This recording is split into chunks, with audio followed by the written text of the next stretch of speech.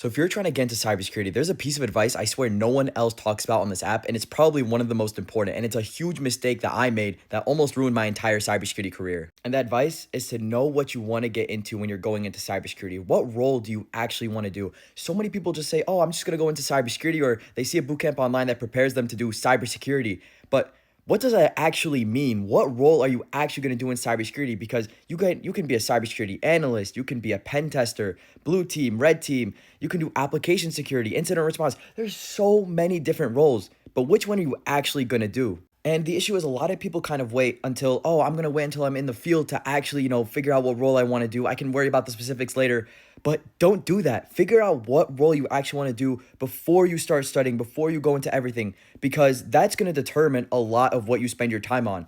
It's not expected at all for you to know everything about everything in cybersecurity.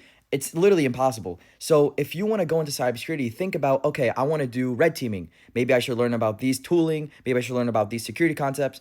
And say I wanted to do incident response. There's no point in me learning all that red teaming stuff if my end goal was to actually do incident response. So you're probably wondering like, oh, but how am I going to know what role I want to get into early on?